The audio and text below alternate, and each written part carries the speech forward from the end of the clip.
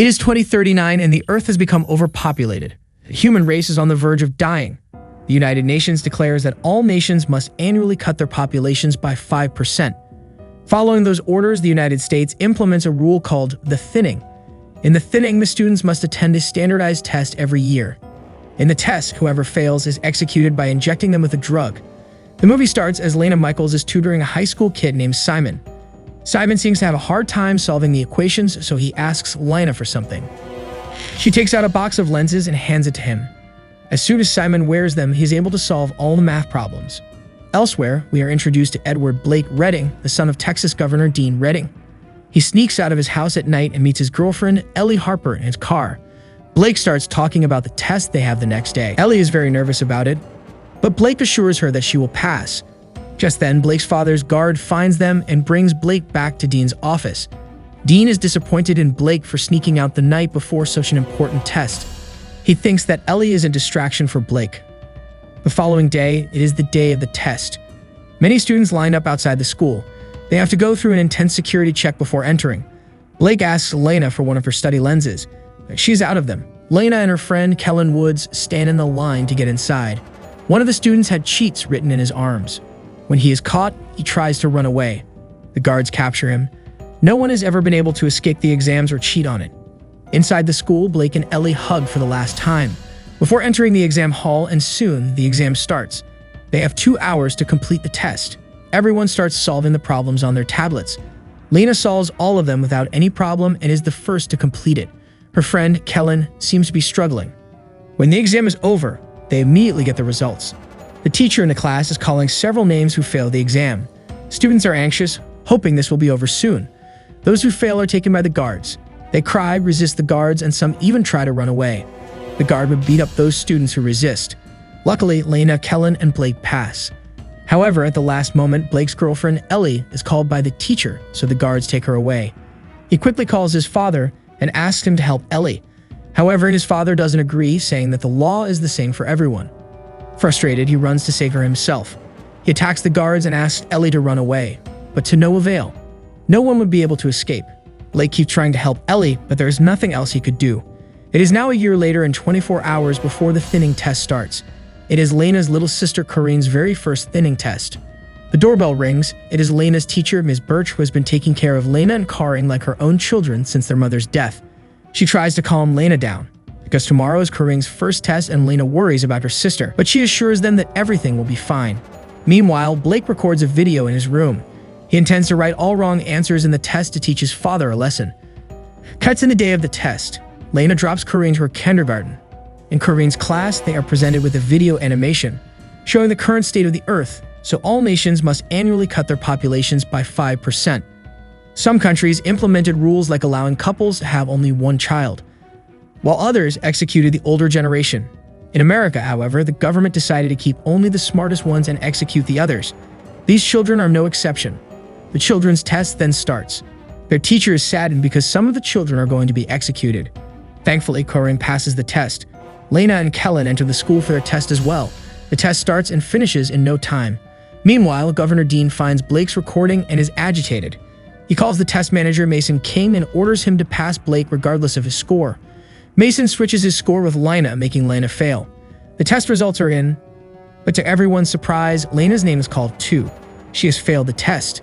Ms. Birch stops the guard as they take her, claiming that she is her best student and there must be something wrong with the system. However, the results are final and cannot be changed. She hands Lena a keycard so she can unlock the doors and escape. Blake is surprised to not have failed. The students who pass arrive at a school party to celebrate their results. Elsewhere, Dean is giving a speech as the governor to declare his presidency for the President of the United States. He boasts about their education system. As a result of their system, they managed to be the best in education among 196 countries. The crime rate is decreasing by 26%. Blake listens to his father's speech while at the party and sneaks out of it. He sneaks into the hallway and beats one of the guards. He then goes into the control room. Meanwhile, Lena and the students who have failed are taken into a room and put against a wall. They are forced to remove all of their clothing for decontamination. Then Lena and the others are taken to a room where the guards are about to execute them by lethal injection. Suddenly, Blake cuts the electricity off, making the whole school go dark. Taking this chance, the students who are about to be executed free themselves and try to run away, but none of them succeeds except for Lena. She uses the keycard her teacher had given her and gets out of the room. Soon after, Mason comes to the room and asks for a head count. They find out that Lena is missing and start looking for her. Blake finds Lena and helps her fighting one of the guards.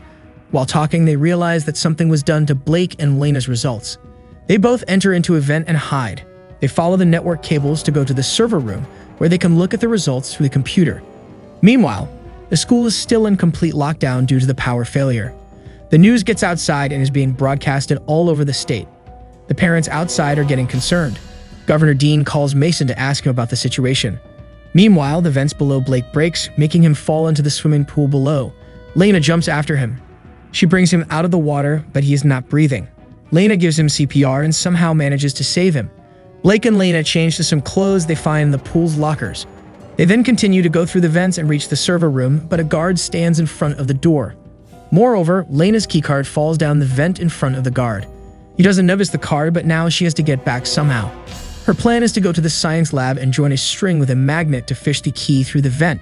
However, in the lab, they make a slight noise causing the guard to approach the lab. They quickly try to escape. Lena manages to get back to the vents, but Blake is stuck hiding in the lab.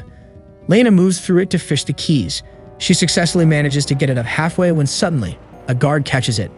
But it turns out that it is Blake disguising as the guard. He had beaten the guard and put his clothes on. Shortly, the guard the two of them had attacked earlier tells Mason about them. He reveals that Lena had a keycard with her. Mason gathers all the teachers together, suspecting that someone has given it to their students. When Ms. Birch is in the room with other teachers, she flirts with another teacher and manages to take his keycard. Mason continues checking the teachers for their keycards and ID cards. Birch saves herself by showing them the card. Since the other teacher doesn't have his, Mason threatens him to tell them where Lena is. However, he insists he doesn't know anything as Mason beats him. Lena finally gets to the server room. She opens the computer using the keycard, but Mason has it protected with a password. She then texts Kellen, who is good at hacking, to provide her with the access. After some time, Kellen receives Lena's text. He helps her to get through Mason's computer. Lena then searches for her results and finds out she got 98% but still failed, while Blake got 15% and passed.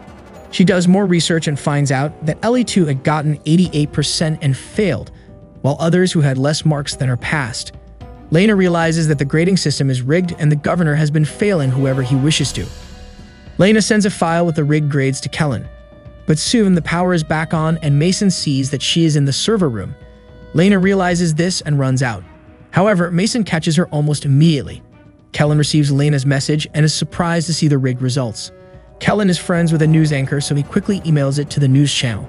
The reports broadcast the news showing the receipts of the altercation and the results. After the photos are leaked, the governor is called by his party head, who threatens to take his presidential candidacy back. Unwilling to let that happen, Dean Redding throws all the accusations at Mason and pretends that he is innocent. He tries to prove this, so he has no choice but to execute all of those who actually failed. At the school, Mason and the guards take Lena to the thinning room to execute her and the others. Blake is there too. Mason calls Dean to ask him if they should proceed to execute the students, but Dean tells him to stop. He wants the students who have actually failed to be executed, including his own son. The guards free Lena and other students who had actually passed the test. Lena kisses Blake, but the guards take him and the rest who have failed. They execute them by injecting them with a drug. As the lockdown ends, Lena is reunited with her younger sister, Corrine, and Ms. Birch. Cut to a few hours later, we see the bodies of the executed students being taken underground in an elevator. The students start to move, revealing that the drug they were injected with is a sleeping drug. They stop when they reach a factory-like place. It is filled with goods being produced by the tech company of Suru Global. Many people work in the factory. Just then, Blake is surprised to notice that one of them is actually Ellie, his girlfriend. This indicates that the students who are supposed to be executed are actually brought underground to work as slaves for a multi-million company. This was all planned by the government as a strategy to get free labor. Here we come to end of our video. Please like, share, and subscribe, and hit the bell icon so you never miss any of our video. Thanks for watching.